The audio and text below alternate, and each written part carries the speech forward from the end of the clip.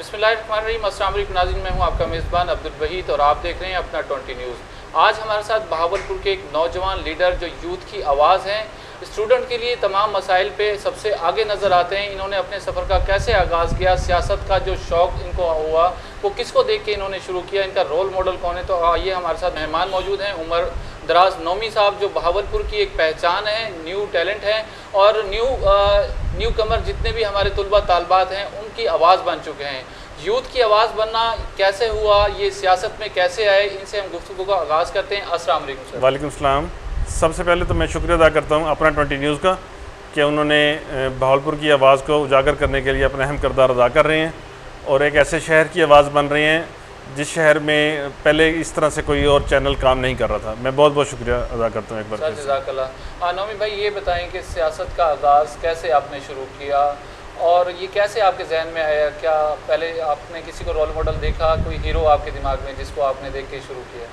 जी, college में मैं एक तलबा तंजीम का कारकुन था और फिर मैंने उस तलबा तंजीम में काम करते हुए ख़ुद को आगे भरपूर एफ़र्ट की और मैं सूबाई सतह पर, सिटी सतह पर, डिस्ट्रिक्ट लेवल पे, सूबाई लेवल पे और मरकज़ी लेवल पे उस तलबा तंजीम का हिस्सा रहा और तलबा के हकूक़ की आवाज़ बुलंद करने के लिए अपना हिस्सा डालते रहे। और आपने अक्सर देखा होगा बहावलपुर शहर में भी हमने अच्छी रैलियाँ निकाली, वो मिलाद मुस्तफ़ा कॉन्फ्रेंस हो, वो गुस्ताखान रसूल के ख़िलाफ़ कोई रैली निकालनी हो या कुछ भी, तो तलबा ने मेरी आवाज़ पे लब्बैक कहा और हमने हमारे रोल मॉडल वही हैं जो तमाम उम्मत मुस्लिमा के रोल मॉडल हैं, चाहे वो गाज़ी अर्तगल हों, चाहे वो सुल्तान सलाहुद्दीन अय्यूबी हों, चाहे वो नूरुद्दीन जंगी हो, इन सब का ही रोल मॉडल बनाया। और सैयदी मुर्शदी या नबी का नारा हमने यहाँ बहावलपुर में गूंजा और उस नारे की बरकत से अल्लाह ताला ने हमें एक पहचान दी। और फिर मैंने तलबा तंजीमों के, जब मैं अपनी स्टूडेंट लाइफ से आगे गुजरा तो मैं पाकिस्तान में नेशनल यूथ असम्बली हुआ करती थी। मैं नेशनल यूथ असम्बली का 3 दफ़ा मेंबर बना बहावलपुर से और बहावलपुर के मुख्तलिफ़ जो तबके थे उनकी आवाज़ बुलंद की। बहावलपुर में और मुल्तान में वुमेन यूनिवर्सिटी नहीं हुआ करती थी। यहाँ की हमारी जो तालबात थी, जो दूर दराज से आती थी, जो को एजुकेशन में नहीं पढ़ना चाह रही थी, उनके लिए कोई एक अच्छी ऑफ़र मौजूद नहीं थी। तो गर्ल्स डिग्री कॉलेज को वुमेन यूनिवर्सिटी बनवाने के लिए एफ़र्ट की, फ़ाइल्स पेश की, यूसुफ रज़ा गिलानी साहब से भी रिक्वेस्ट की जो उस टाइम प्राइम मिनिस्टर हुआ करते थे, एफ़र्ट की और अल्लाह ताला ने करम किया और वुमेन यूनिवर्सिटी बहावलपुर में बनी और जो अब चल भी रही है। आप उसका विज़िट भी आपने किया होगा, उसमें एफ़र्ट्स हैं। उसके बाद हमने SPS के अंदर लम्ज़ और नस्ल की सतह के इंस्टीट्यूट बनाने के लिए भी एफ़र्ट्स की, अभी भी एफ़र्ट्स वो जारी हैं और इंशाल्लाह वो रंग लाएंगी एक दिन और बहावलपुर में आपको अच्छे तालीमी इदारे नज़र आएंगे। इसके अलावा भी जहाँ जहाँ तलबा को मैं स्टूडेंट था या मैं स्टूडेंट से एक्स हो चुका था, जहाँ जहाँ भी ज़रूरत पड़ती रही तो मैं उनके साथ खड़ा रहा। फिर मैंने अमली सियासत में हिस्सा लिया और पाकिस्तान अवामी तहरीक के प्लेटफॉर्म से डॉक्टर ताहिरुल कादरी साहब की आवाज़ पर लब्बैक कहा। पाकिस्तान की आवाम को इस करप्शन की और इस नजासत की दलदल से निकालने के लिए हमने इनकलाबी जो जद्दोजहद शुरू की, मैं उसका हिस्सा रहा और इनकलाब की खातिर हमने और पाकिस्तान की आवाम के हकूक़ को उजागर करने के लिए कैद व सौबत भी बर्दाश्त की, हमने जेलें भी काटी, हमने मारे भी सही, लेकिन आज भी हमारा जज्बा जवां है। सही कह रहे हैं। और जो भी ऐसी तंजीमात और ऐसी तहरीकें हैं जो अवाम की आवाज़ बुलंद करती हैं, हम उनके साथ खड़े हैं। अब बहावलपुर की आवाज़ आपने बनने की कोशिश की और उसमें काफ़ी हद तक कामयाब भी हुए, तमाम तंजीमों में भी आपने काम किया, बहुत ज़्यादा एक्सपीरियंस आपका हो चुका है सियासत के हवाले से।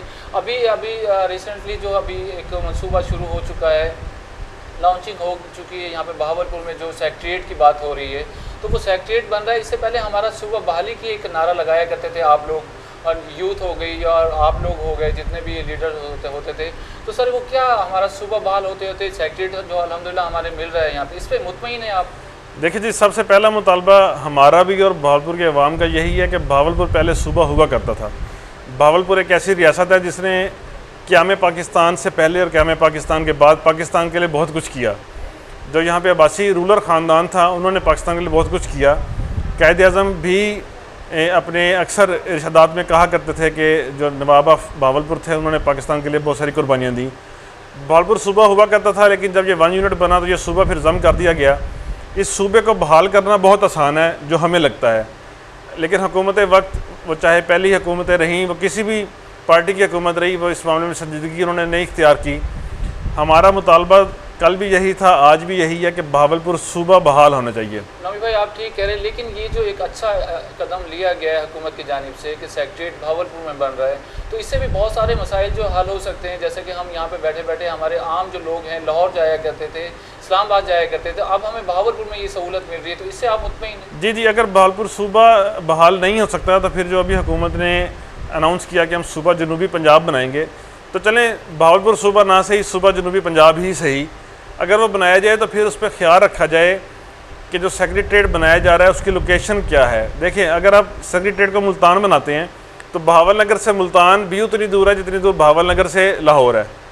सादकाबाद से मुल्तान उतनी ही दूर है, और अगर वो मुल्तान जाएँ पूरा दिन खर्च हो जाएगा, वो लाहौर जाएँ पूरा दिन खर्च हो जाएगा। बहावलपुर सूबा हुआ करता था, बहावलपुर एक स्टेट हुआ करती थी।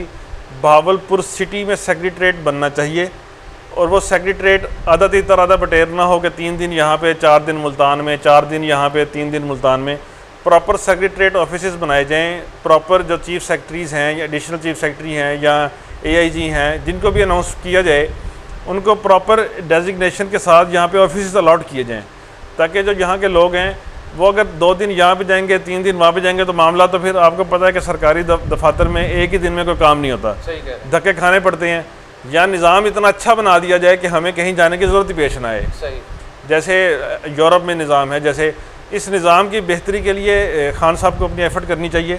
खान साहब का विज़न बहुत क्लियर था, बहुत अच्छा था, लेकिन खान साहब, इमरान खान साहब अपने उस विज़न पे गामजन हैं, लेकिन उनकी टीम उनके साथ उस तरह से काम नहीं कर रही जैसे काम करना चाहिए था। सही। और नौमी भाई, जैसे कि अभी कोरोना वायरस की जो पेशेंट है उसकी भी तादाद बढ़ रही है, पंजाब भर में जो है उसकी रोकथाम के लिए भी जो SOPs तैयार की गई हैं, उस पर भी हम अमल दरामद जो कम करते हुए नज़र आ रहे हैं। आपके साथ यूथ जुड़ी हुई है, उनको आप क्या मैसेज देंगे? जैसे ईद आने वाली है, पहले ईद गई तो उसमें हमने रश किया, अब हमें किस तरह कंट्रोल करना चाहिए और हमें किस तरह अपने आप को महफूज रखना चाहिए? जी, यूथ को पैगाम यही है कि जो भी हुकूमत ने हिफाजती इक़दाम बताए हैं आप उन सब पे अमल करें, अपने लिए, अपनी फैमिली के लिए, अपने इलाके के लिए, अपने शहर के लिए, अपने मुल्क के लिए और इंसानियत के लिए आप उन सब हिफाजती तदाबीर पे अमल करें, ताकि इस बीमारी से जल्द अज जल्द हम निकल सकें और हमारी जो मईशत है वो संभल सके और हम अक़वाम आलम की तरक्की पजीर कौमों में शामिल हो सकें। सर बहुत शुक्रिया। हमारे साथ थे उमर दराज नौमी भाई, बहावलपुर से यूथ की आवाज़, और यहाँ पर इन्होंने बताया कि सेक्रेटरीट के हवाले से जो बात की गई कि कंप्लीट जो सेटअप है वो बहावलपुर में होना चाहिए, ना कि मुल्तान तक हमें जाना पड़े। और जैसे कि बहावल नगर के इन्होंने वाया बताया कि वो भी उतना ही फासला बन जाता है। तो हमारे यहीं पे यही पैगाम था इनका और नौमी भाई का कि हमें तमाम चीज़ें यहीं पे मुयसर करनी चाहिए। इसके अलावा कोरोना वायरस से जो इन्होंने मैसेज दिया कि हमें जो है अपने आप को स्कोर करना चाहिए, जितने भी SOPs बताए गए हैं उस पर अमल करना चाहिए। इंशाल्लाह अगले प्रोग्राम में फिर मुलाकात होगी। अपने और अपने दोस्तों को ख्याल रखिएगा, फीडबैक लाजमी दीजिएगा। अल्लाह हाफिज़।